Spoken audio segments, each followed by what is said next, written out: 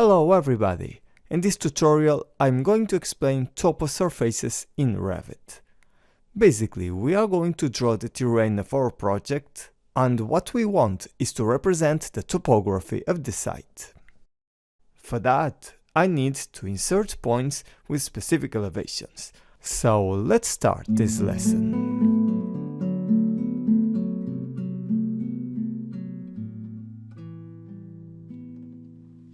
So, have a look at this example.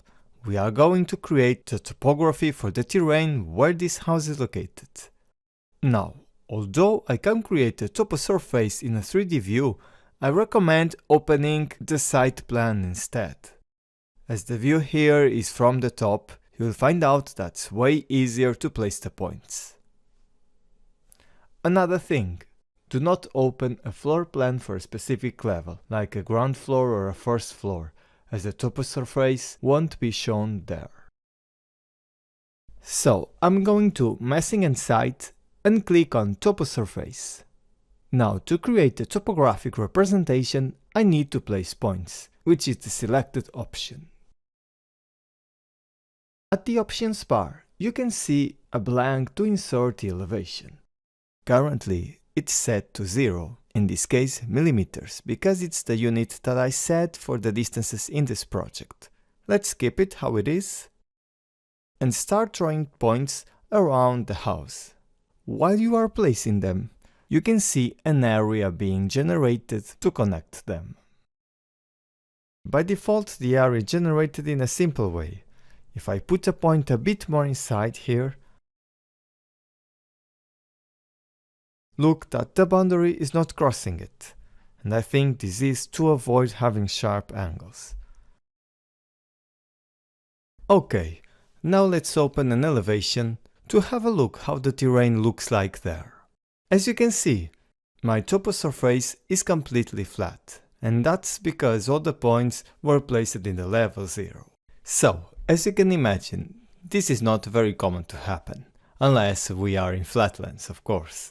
So let's go back to the site plan, and this time I'm going to add points with an elevation of 1000 millimeters, 1 meter above the ground floor level. After this, let's add another set of points, but this time with 2 meters above the ground floor level.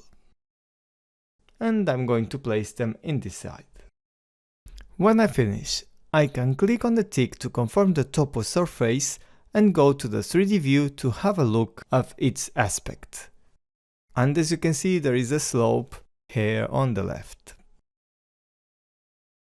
Suppose later we want to edit the toposurface.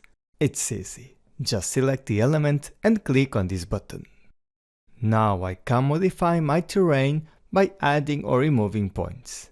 Then, you can see this icon called Simplify Surface. This will remove points that are not necessary for defining the current surface.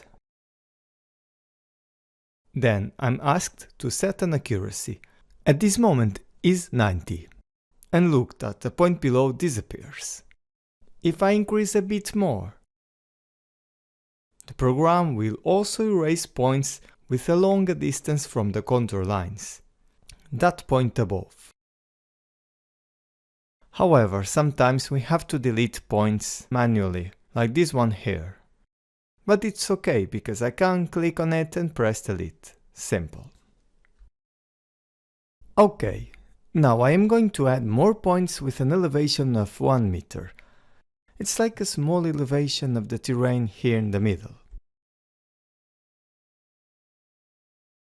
Now, sometimes you will notice that the contour line is not going the way you were expecting. And actually it's normal because Revit cannot always guess what is in your mind. But it's alright, because you can solve it easily by adding another point with elevation 0 in this place. Nice. Now as I finish, I can confirm the changes and save the project. Then go to the 3D view, and this is how it looks like.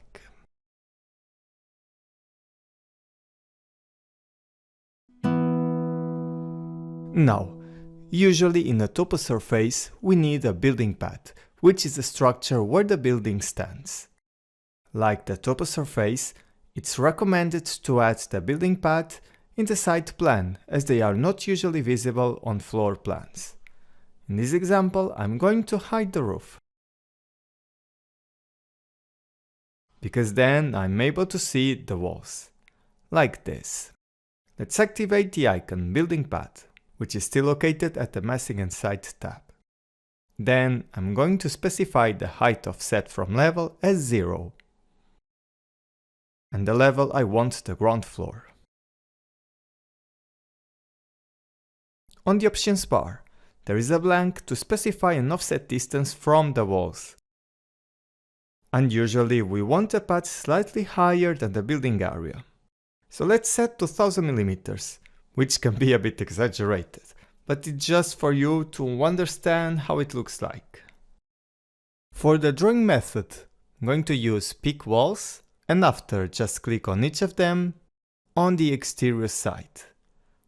Now I have to extend this line to the left, and for this remaining space, going to use Extend to Corner and click on both lines.